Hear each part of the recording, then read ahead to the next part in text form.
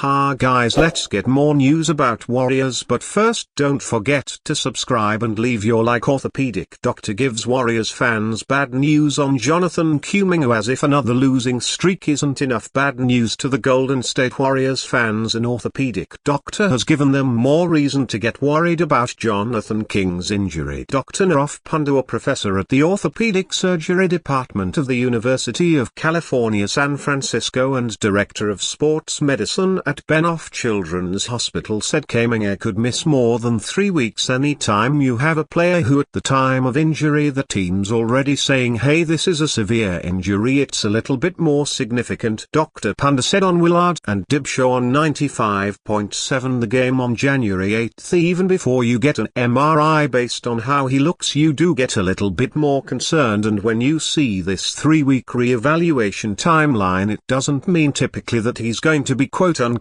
playing in 3 weeks. It could be another 3 to 4 weeks after.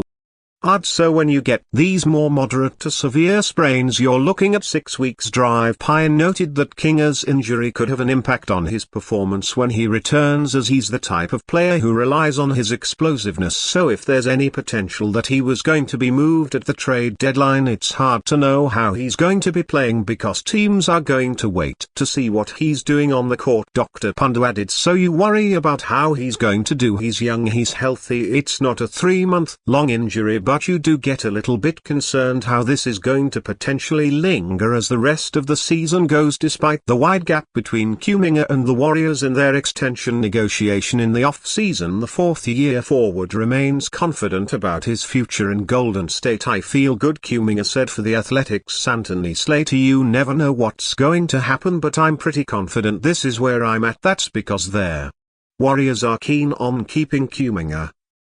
For The Athletic, despite the Miami Heat showing interest in him in a potential trade for their Dale-led star Jimmy Butler. According to Clutch Point's Brett Siegel, the Heat want Kuminga in any Warriors trade package to land Butler. The Warriors and Heat have held discussions with one another regarding Butler this season, league sources confirmed. Siegel reported on Friday, January 3. Although mutual interest between Butler and Golden State exists, Miami has made it clear that Jonathan Kuminga is a player they would want to be included in the framework of a potential deal for their superstar forward. Kuminga's lengthy absence has already taken its toll on the Warriors, who are at an inflection point with the trade deadline just less than a month away. Without Kuminga, they were blown out by two teams who were missing their top stars 114-98 to the Jimmy Butler-led Miami Heat on January 7 and 129-99 to the De'Aaron Fox-led Sacramento Kings on January 5 to move down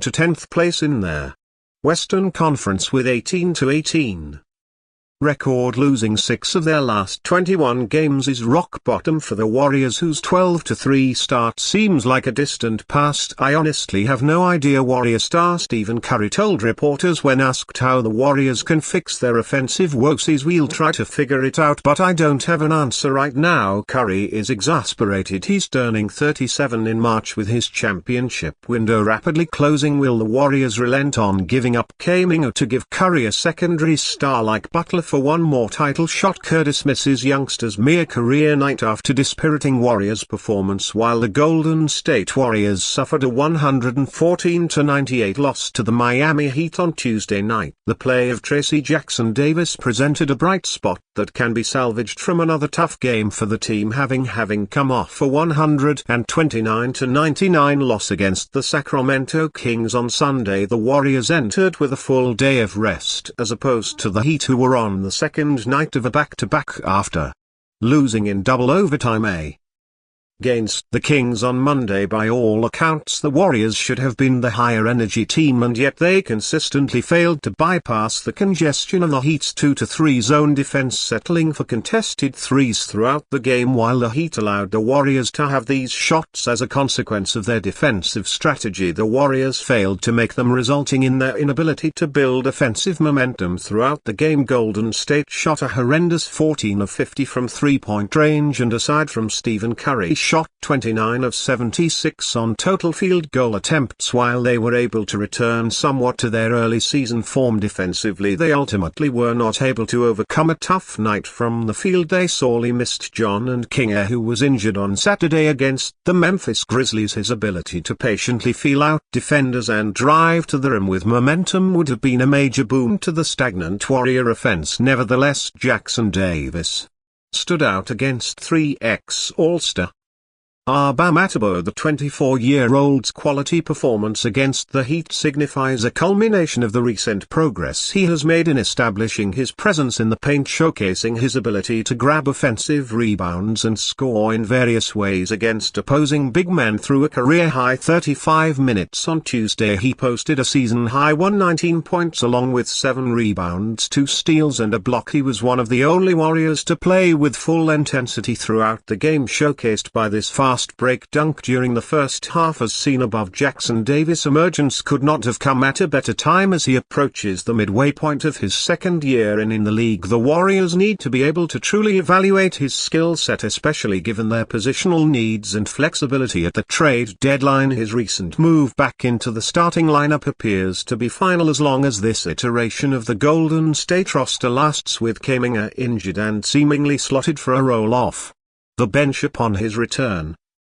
While he has played well in recent games, what separated his performance against the Heat was his physicality. He has been frankly physically outmatched in his recent matchups against Joel Embiid and Zach Edey. Tonight, however, against Adebayo and 7-footer Kel, where Jackson Davis stood his ground, punishing the Heat at the rim. Latest report on Zion Williamson to Golden State Warriors trade. The New Orleans Pelicans have not had an ideal 2024-25 campaign, winning just 7 of their first 38 games. While this is certainly viewed as a throwaway season in New Orleans, the franchise certainly should not look to waste too many years with their stars. The Pelicans built a strong core around Zion Williamson, Brandon Ingram, CJ McCollum and off-season addition Dejounte Murray, and are likely to land a top 5 pick in the 2025 NBA draft. New Orleans has created a solid foundation, but their 7-31 record would suggest otherwise. Young studs Try Murphy 3, Herb Jones, Brandon Boston and Jordan Hawkins have also given the Pelicans hope or the future, raising the question of how quickly the franchise should go all in on their future. Williamson has been the biggest question mark around New Orleans, playing just 7 games so far this season and has played 60-plus games twice through his first 5 years in the league. When healthy, Williamson has shown how dominant he can be, but the Pelicans have failed to capitalize on the 24-year-old star. The Pelicans could look toward a new era and trade their injury-prone star, with many potential suitors likely lining up their offers already. One team in particular could use a dominant force like Williamson, but have reportedly taken themselves out of the potential sweepstakes. The Golden State Warriors are reportedly not monitoring Williamson's situation in New Orleans and would likely look in a different direction if they make a move ahead of February's trade deadline. Parentscapes Mark J. Spears: I also did hear that Zion's not on the Warriors' radar, Spears said, which I know others